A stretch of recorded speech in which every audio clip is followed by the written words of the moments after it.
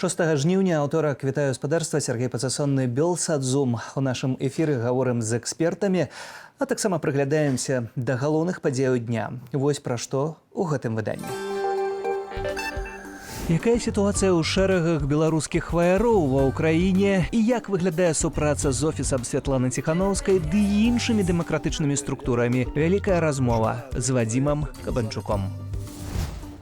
Віцебскі рэаніматолог Уладзімір Мартаў здолеў выехаць за мяжу і цяпер у бяспецы. Напружанне на Блізкім Усходзе, перспектывы новай поўнамаштабнай вайны і як гэта ўплывае на геапалітычную сітуацыю. Новы прадстаўнік па абароне і нацыянальнай бяспецы ў аб'яднаным пераходным кабінеце прапанаваў, каб беларусы прафінансавалі добраахвотнікаў з дапамогай бондаў, пазыкаў пад гаранты ў будучай вольнай Беларусі. Паводле словаў Вадзіма Кабанчука, гэты праект ужо пачаўся. Працытую, патрэбныя афіцэрскія кадры для новага беларускага войска, а змены ў палку Каліноўскага ідуць дзеля ўзмацнення добраахвотніцкага руху, лічыць былы намеснік камандзіра палка Каліноўскага і добраахвотнік, які абараняў Украіну з 2015 года. Прадстаўніком па абароне і нацыянальнай бяспецы ў аб'яднаным пераходным кабінеце Вадзіма Кабанчука прызначыла Святлана Ціхановская 3 жніўня ў Вільні на канферэнцыі «Новая Беларусь». Кабанчук заняў такім чынам месца Валерыя Сахашчыка. Ці гэта прызначэнне азначае, што полк Каліноўскага і Святлана Ціхановская цяпер разам? Чым скончыўся крызіс у каліноўцаў? Ці кіберпартызаны гэта частка палка Каліноўскага? Якімі будуць першыя крокі Кабанчука ў кабінеце? Ці гатовы новы прадстаўнік па абароне і бяспецы супрацоўнічаць з Сергеем Бульбам і паспалітым рушэннем? Чаго чакаць былым добраахвотнікам, ветэранам ад Вадзіма Кабанчука ў аб'яднаным пераходным кабінеце? Усе гэтыя пытанні задаў Вадзіму Кабанчуку Сергей Пеляса. Выконваючы абавязкі намесніка дырэктара Белсата, інтэрв'ю запісалі падчас канферэнцыі «Новая Беларусь», і яно ўжо цяпер вашай увазе. Вадзім, якімі будуць твае першыя крокі на пасадзе прадстаўніка па бяспецы і абароне? Добрый день. Першы крок, уласна, мы абвесцілі сёння. Гэта беспасарэдні збор на хлопцаў, якія чакаюць на дапамогу ў выглядзе дронаў на фронт. Яны зараз вельмі неабходны.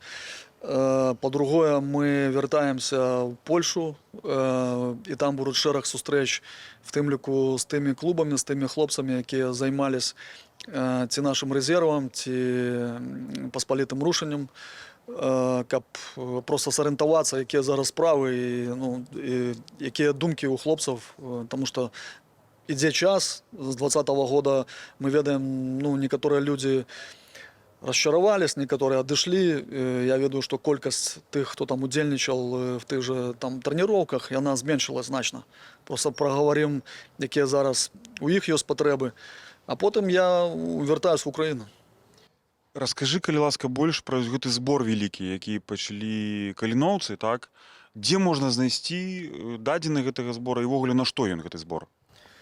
Так, пераходзіце на сайт kalinovsky.org, і там ёсць спасылкі на дапамогу. В дадзены час мы адчынілі збор на 2 мадэлі мавікаў. Это невялікі грамадзянскі дрон. Далей будзем ставіць іншыя абвескі, тому што дапамога арміі патрэбна ўвесь час. Гэта дроны, пікапы, гэта проста расходны матэрыял. То бок, адразу фактычна пасля канферэнцыі «Новая Беларусь» ты едзеш у Польшу, каб сустрэцца з прадстаўнікамі разнастайных беларускіх такіх, патрыятычных ці мілітарных клубаў, так? А як ты бачыш супрацу з паспалітым рушаннем? Гэта арганізацыя, якая досыць інтэнсіўна пачала працаваць першыя месяцы вайны, потым быў крызіс, і цяпер яе ўзначаліў Сергей Бульба. Вось той факт, што Сергей Бульба ўзначаліў паспалітае рушанне. Як ты да гэтага ставішся? Ці ты гатовы з ім размаўляць і супрацоўнічаць? Гатовы супрацоўнічаць з усімі, хто настроены на канструктыў. І калі нам атрымаецца сустрэцца з Сергеем, паразмаўляем, паглядзім адзін аднаму ў вочы, кажуць. Просто доходзіць розная інфармацыя, што датычыцца і паспалітага рушання, то па нашых беларускіх традыцыях тут пастаянна адбываюцца нейкія расколы, і зараз цяжка зразумець, хто за што адказвае. У тваёй сферы, якой ты будзеш займацца, вось бяспека, абарона, зразумела, што будзе моцны акцэнт на добраахвотнікаў. Але агулам, калі глядзець, вось якія ты галоўныя праблемы бачыш, не то што глобальныя праблемы, там як расійская гібридная акупацыя Беларусі, але з твайго пункту гледжання, вось з якімі праблемамі ты сутыкнешся вось бліжэйшыя дні, тыдні? Я бачу напоўне зместам тое, што ўжо в кабінеце задекларавана пры яго стварэнні. Гэта наш накірунак, гэта падрыхтоўка да аднаўлення суверэнітэту Рэспублікі Беларусь да яе абароны. Каб гэта не засталося проста декларацыяй, нам трэба напоўніць гэта сэнсам, зместам, дзеяннямі. Я скірованы на невялікія крокі, якія будуць зразумела хлопцам на фронце.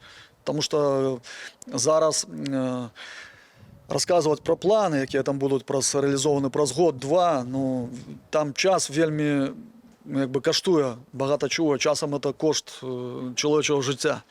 Дапамога патрэбна зараз. Ёсць доўгатэрміновыя праекты, якія скірованы на, напрыклад, адукацыйны праект, які мы ўжо запускаем. В тым ліку хочам запусціць праект па вайсковай адукацыі. Нас цікавяць в першую чаргу афіцэрскія курсы.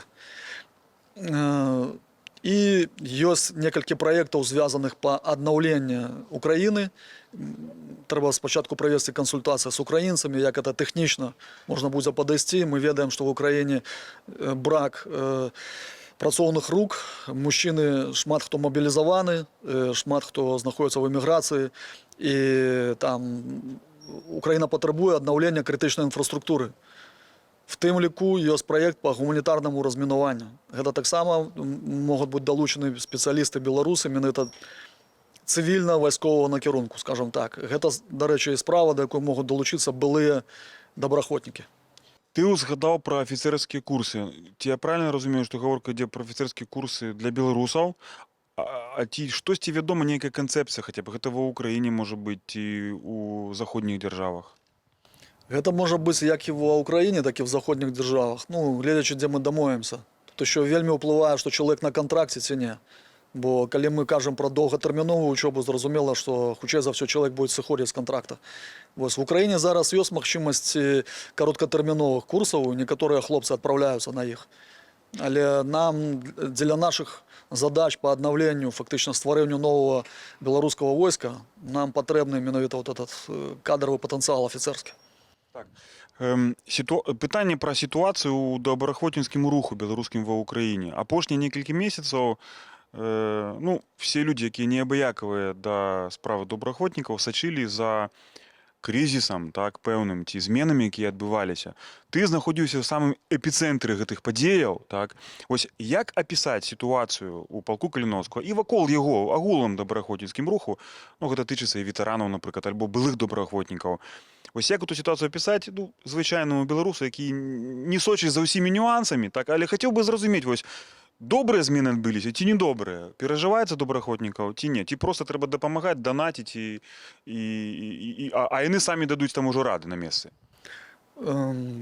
Пачну з таго, што колькасць беларускіх добраахвотнікаў в Украіне не зменшылася. Фактычна, пературбацыі в палку Каліноўскага, яны стасавались бачання на развіццё палка як вайскова-грамадскага праекта, створанага фактычна беларусамі. Частка гэтага праекта – это вайсковаслужбоўцы ЗСУ, якія з'яўляюцца часткай палка Каліноўскага. Частка наогул ніколі не былі на кантракце. Як, напрыклад, кіберпартызаны, якія таксама з'яўляюцца часткай палка Каліноўскага. І наш резерв. Резерв, праз які ўжо налічвае сотні людзей, якія прайшлі праз полк. Яны часткова знаходзяцца ў Европе, часткова в Украіне. І на апошнім палкавым зборі мы прынялі рашэнне, што гэта і ёсць такая экасістэма полк Каліноўскага. Гэта не толькі вайсковаслужбоўцы часткі. Давайте скажам так, што калі па нейкіх прычынах беларусы будуць звольнены з вайсковай часткі, полк Каліноўскага не спыніць сваё існаванне. Ён все равно будзе заставацца як беларускі праект. Тут питання другое, що зараз наші хлопці на контракті у ЗСУ, Україна забезпечує і зброєю, і заробком. Ось виклик для білоруської нації, для білоруського народу. А ми здольні утримувати свої озброєні сили. Може бути, скажімо так, в різних форматах, але це не обов'язково Україна. Це можуть бути і інші країни, які дадуть на це згоду. Що тичиться змін, то я лічу, йдуть на умацування білоруського доброохотницького руху. Тому що наша позиція така, що ми, безумовно, найперш приїхали в Україну, щоб допомогти мілітарно, але ми всі приїхали з громадянської позиції. І ми мусимо відстоювати, наші певні представники, вони мусять відстоювати позицію громадянську. Не політичне, за нас, питання. Тому що, коли ми тільки частка ЗСУ, у нас тоді обмежування є по праці з партнерами, як всередині України, так і поза її межами. Былых добраахвотнікаў, які прайшлі праз вайну, іх можа быць больш нават, чым дзейсных, так? Час ад часу гучаць галасы пра патрэбу рэабілітацыі, вяртанні ў грамадства, псіхалагічныя праблемы, раненні, цэлы спіс можна складаць, да? Вось што б ты запрапанаваў, што ты думаеш пра вось гэту справу? Чаго ад цябе чакаць вось на гэтай пасадзе былым добраахвотнікам? Наколькі мне вядома, былыя добраахвотнікі заснавалі ветэранскую структуру в Польшы, зарэгістравалі. Але насколькі яна зараз напоўнена дзеяннем, трэба высветліць. Розная інфармацыя прыходзіць. Ко мне прямо сёння на конференції подошла жанчына, з якою ми познайомились, і вона пропонувала допомогу в реабілітації для того, каб завести на учебу некалькіх психологов специально под программу, скерованных на белорусских добраахвотников. Гэтыя психологи будут обучены в одной из краін и будут потом в рамках проекта накіравана працаваць по реабілітації добраахвотників. Тому я думаю, нават от сённяшнія падзеі на конференції, вони дають непоганыя стартовые магчымасці для гэтай працы. Ну, акрамя того, в самом полку Каліновскага ёсць психологи, які працуюць, ёсць капелан полковы, які таксама займаецца прыкладна гэтай работай. Апошняе пытанне. Ось на дадзены момант мне, не толькі як журналісту, але як валанцёру, які таксама падтрымліваў і падтрымлівае полк Каліновскага, я бачу, што дапамога, она не цэнтралізавана. Ёсць зборы, якія вядзе сам полк Каліновскага, ёсць зборы, якія ведуць асобныя падраздзяленні, групы людзей альбо асобы, там і розныя ініцыятывы збіраюць на патрэбы іншых добраахвотніцкіх групаў ці асобных асобаў, так? Яны збіраюць для сябе. Акрамя гэтага, якія фундацыі яшчэ ёсць. Але сёння з'явілася такая ідэя на канферэнцыі «Новая Беларусь», каб стварыць нейкі такі агульны фонд. Я ведаю, што ёсць фонд Каліновскага, таксама, так, фундацыя. Вось, калі ты альтэрнатыўны міністр па абароне, то ці не патрэбны бюджэт для гэтага хаця б сабе і альтэрнатыўнага міністэрства, дзе ёсць рэальныя патрэбы, так? Можа быць такі цэнтралізаваны фонд. Я не кажу, што гэта павінна замяніць данаты полка Каліновскага, але вось на іншыя патрэбы, скажем так, да? Не дубляваць і не забіраць, але стварыць яшчэ адно, каб ты мог назіраць за гэтым, кантраляваць гэтыя выдаткі, так? І гэта шло згодна з нейкай стратэгіяй, а не проста кожны сабе на свае ўласныя патрэбы. Так, я пакуль што без гэтых громкіх абрэвіатур, там, міністр, міністэрства, давайте пакуль што спынімся, што прадстаўнік аб'яднанага пераходнага кабінета. Калі мы напоўнім гэта все зместам, тады час пакажа. Так, безумоўна, то, што вы кажаце, оно мае сэнс, і в нармальнаму выпадку оно такі павінна быць, функцыянаваць, так, цэнтралізавана. Мы ведаем, в Украіне склались такія умовы, што самі добраахвотнікі, гэта не есть нешта такое агульнае, тому што ёсць розныя групы. Самае вялікае падраздзяленне – это полк Каліновскага.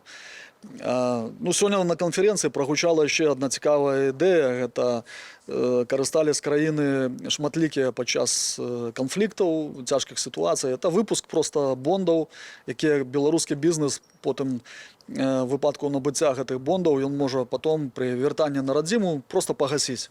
Але зразумела, калі это все выбудуецца пад гарантыі, ну, не ведаю, кабінета ці нейкай іншай структуры, бо людзі ж павінны мець гарантыі, куды яны наогул дапамогу даюць і куды яны вкладаюць.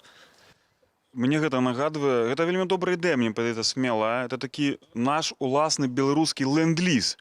То бок самі беларусы, беларускі бізнес пазычыць гэтыя грошы вайрам, добраахвотнікам, валанцёрам, маючы надзею на тое, што гэта інвестыцыя ў будучыні вернецца. Так, і тут хлопцы, я ведаю, которые уже распачынаюць гэты праект, яны казалі, там ёсць розныя прапановы, в тым ліку, напрыклад, прапанова на пагашэнне бізнесу там падаткаў, прапановы на нейкія льготныя умовы вядзення бізнеса в самой Беларусі. Тут розныя ёсць падыходы. Шмат цікавых ідэяў. Спадзяюся, што з тваім прызначэннем на пасаду прадстаўніка нешта зменіцца ў гэтай справе, бо адчуваўся яўны застой.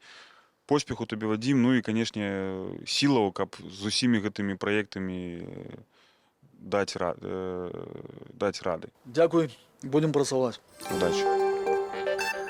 Аўты на беларускіх нумарах не трапяць пад забарону на ўезд у Польшчу. Намеснік міністра замежных справаў краіны Анджэй Шчэйнаў у эфіры польскі радыё заявіў, што Варшава пакуль не плануе ўводзіць такое абмежаванне. Паводле палітыка, польскія ўлады аддзяляюць рэжым Лукашэнкі ад грамадства. Таму не хацелі б, каб санкцыі закранулі простых грамадзянаў. Пры гэтым з ліпеня Польшча не прапускае аўты на беларускіх нумарах, калі ў салоне не мае ўладальніка. Пра іншыя падзеі Беларусі і замежжа апавядзем у нашым аглядзе. Следчы камітэт распачаў крымінальную справу на падставе інцыдэнту ў віцебскай спартовай школе, дзе напярэдадні выхаванец атрымаў цяжкія траўмы. Паводле следчых, на 8гадовага хлопчыка абрынулася футбольная брама, калі той палез даставаць мяч з сеткі. Пацярпелага даставілі ў рэанімацыю РНПЦ неўралогіі і нейрахірургіі ў Менску. Ягоны стан медыкі ацэньваюць як блізкі да сярэдняй цяжкасці. Віцебскі рэаніматолог Уладзімір Мартаў пакінуў Беларусь. Сузаснавальнік фонду «Байсол» Андрэй Стрыжак паведаміў, што доктар цяпер у бяспецы ў Літве. Уладзімір Мартаў – адзін з нямногіх беларускіх медыкаў, хто падчас пандэміі каронавіруса адкрыта казаў пра рэальную сітуацыю з захворваннем у краіне. Сёлета ў траўні доктара затрымалі ў Расіі. Мясцовыя меды тады паведамлялі, што ён ёсць у базах міжнароднага вышуку.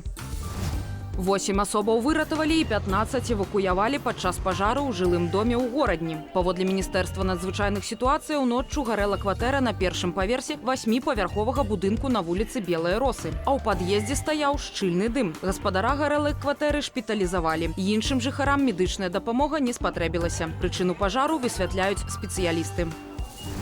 Нобелеўскі лаўрэат Мухаммад Юнус стане галоўным дарадцам часовага ўраду ў Бангладэшы. Кандыдатуру 84гадовага эканаміста прапанавалі пратэстоўцы. Масавыя хваляванні ў краіне, якія паступова сталіся антыўрадавымі, трываюць з ліпеня. Напярэдадні на фоне пратэстаў прэм'ер-міністрка Бангладэшу Шэйх Гасіна падала ў адстаўку і пакінула краіну.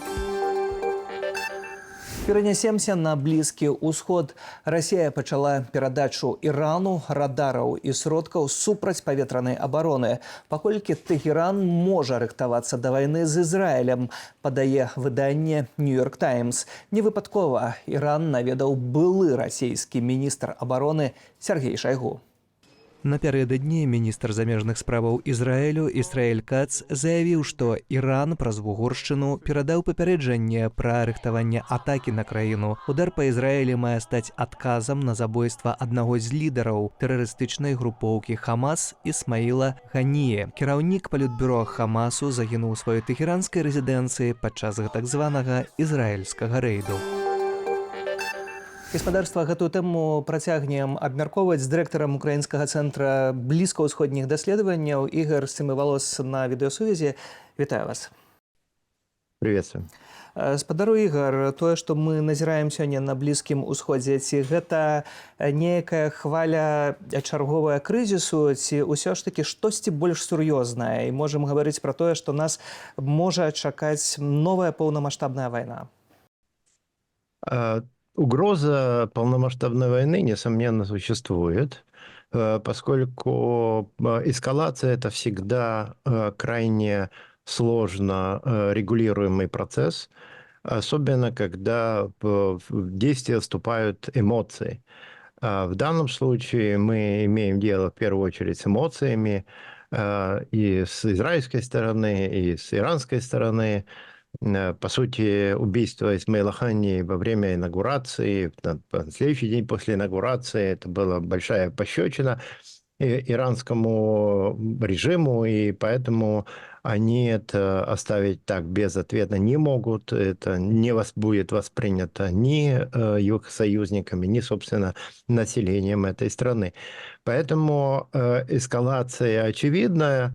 И здесь, конечно, есть два варианта. Первый вариант, что события будут развиваться по уже традиционному сценарию, то есть апрельскому сценарию, когда Иран нанесет удар, союзники вместе с Израилем отобьют этот удар, затем будет менее сильный удар в ответ, то есть как бы и на этом все успокоится. Но ситуация сейчас несколько другая. И если оценивать те сигналы, которые поступают с Тегерана, то, очевидно, они взяли во внимание результаты апрельского удара и готовятся к более изощренным способам ответа. И речь идет и, возможно, о многодневном ударе, речь идет и о ударе с нескольких сторон на использование, активное использование Хизбалла. В апреле месяце Хизбалла практически не брала участие в этом ударе. То есть по состоянию на сейчас, конечно, ситуация более сложная и более угрожающая. Но тут опять-таки все зависит от того, когда будет нанесен удар, потому что эти обстоятельства, вот, которые существуют по состоянию на сейчас, они скорее заставляют Иран играть в израильскую игру. Здесь Израиль готов, здесь Израиль, в принципе, ждет удара и пытается спровоцировать Иран, собственно, на этот удар. Если же Иран окажется умнее, то есть более изощреннее, чем Израиль, то он, скорее всего, терминирует этот удар, подготовиться, и тогда, собственно, сам будет определять время и место. Поэтому то, что мы видим сейчас, это только прелюдия к тем событиям, которые произойдут в течение этого месяца. Ці гэта азначае, што канфлікт шырокі, вайна, па сутнасці непазбежная? Ну, нет. До того момента, когда война началась, в принципе, нет смысла говорить, что она неизбежна. То есть на любом из этих этапов могут поступить предложения, от которых противоположная сторона не сможет отказаться. Ну, скажем, наиболее очевидно, это если сейчас Израиль, правительство Нетаньяху согласится заключить перемирие и, собственно, подпишет договор о освобождении заложников в ответ на прекращение войны в Газе.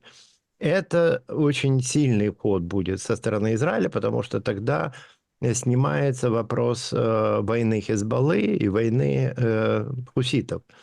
И в этом плане Иран оказывается в достаточно непонятной ситуации для себя.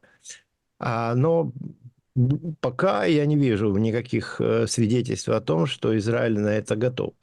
Если, предположим, Соединенные Штаты Америки могут что-то предложить Ирану в ответ на отказ от эскалации, но что могут Соединенные Штаты Америки сейчас предложить Ирану? То есть тоже, в общем, как бы я пока не вижу предмета торга. Яшчэ адно вельмі істотнае пытанне, гэта тое, што Расія тут спрабуе гуляць таксама сваю гульню, і візіт былога міністра Шайгу у Тэгеран акурат цяпер, ён таксама не выпадковы. Абсолютно не. Абсолютно. То есть то, что мы сейчас видим, мы сталкиваемся с достаточно хорошо прогнозируемым событием. Надо понимать, что готовится большой договор между Ираном и Россией. В этом договоре заинтересована в первую очередь Россия, потому что это позволит ближе подтянуть себя Иран и иранские ресурсы к войне в Украине. И если раньше Иран пытался держать определенную позицию в расчете на то, чтобы возобновить переговоры с Соединенными Штатами Америки после избрания нового президента, то сейчас в этих обстоятельствах у него не остается шансов и выбора, кроме как идти на союз с Россией. И Россия этим как раз пользуется. Хотя здесь тоже есть риски и угрозы для России, потому что в таком случае она может быть втянута в новый конфликт на Ближнем Востоке непосредственно. Да? Я не знаю, какие соглашения будут подписаны, насколько готова Россия гарантировать безопасность Ирана, но вот один из таких рисков существует. Будзем сачыць за гэтай справай. Дзякуй за гэты каментар. Дырэктар украінскага цэнтра блізкаўсходніх даследаванняў Ігор Семівалос на відэасувязі спадарства. Дзякуй, спадарства, што застаецеся з Белсатам. Зычу добрага вечара. Сергей Пацасонны. Да сустрэчы ў эфіры.